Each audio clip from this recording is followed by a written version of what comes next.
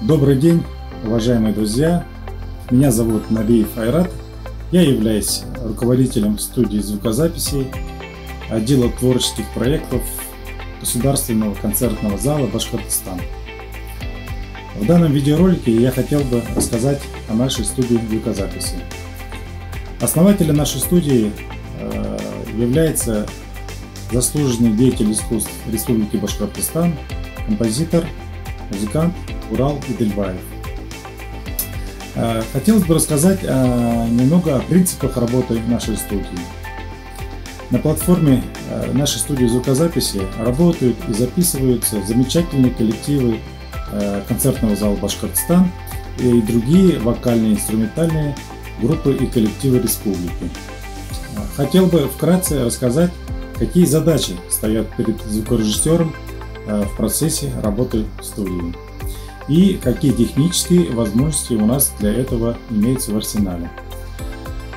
Основой нашей звукозаписывающей студии является оборудование от всемирно известной американской компании Avid, на которой работают многие лучшие студии мира.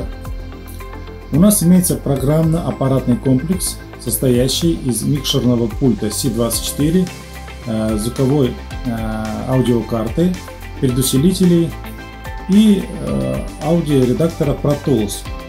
Это основная программа, в которой мы занимаемся записью звука. Эта программа у нас с ежегодной подпиской на пакет плагинов, инструментов для обработки звука. Что уже касается непосредственно записи звука, то существует как многоканальная запись live, так и запись каждого инструмента или голоса по отдельности.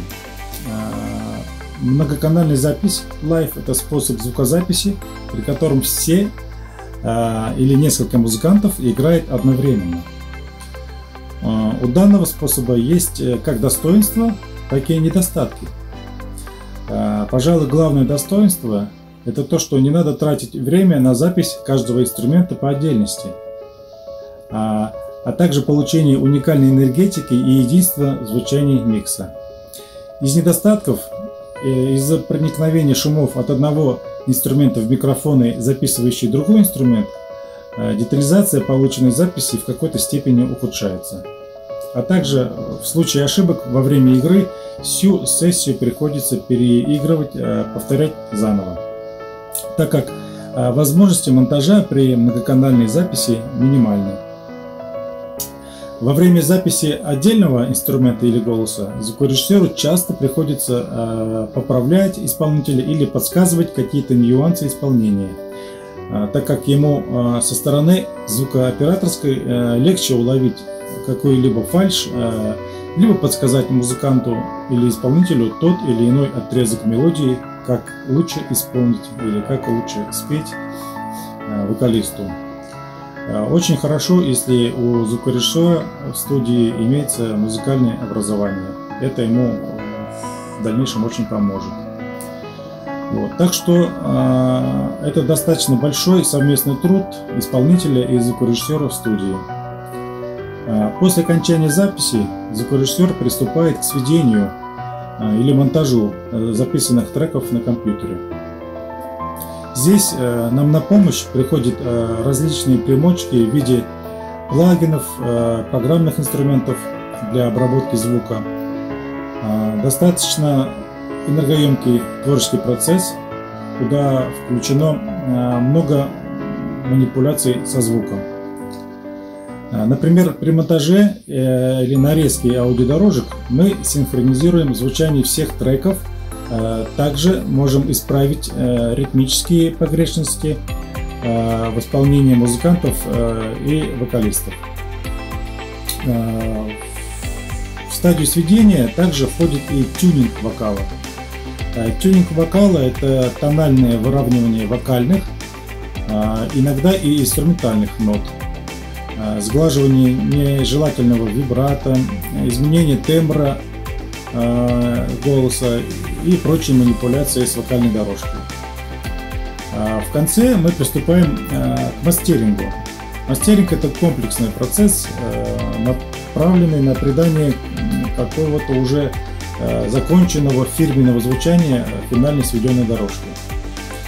Это последний этап работы над какой-либо композицией, который включает в себя эквализацию, компрессию, стереорасширение базы, ну и так далее.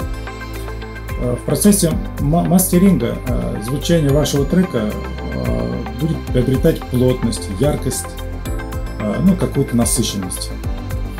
Также на данном этапе можно исправить некоторые незначительные ошибки сведения. Конечно, есть еще много разных нюансов в этой интересной творческой работе, при которой с каждым шагом мы улучшаем качество звучания нашего микса. И, наверное, вам интереснее всего было бы увидеть воочию весь этот процесс и саму студию.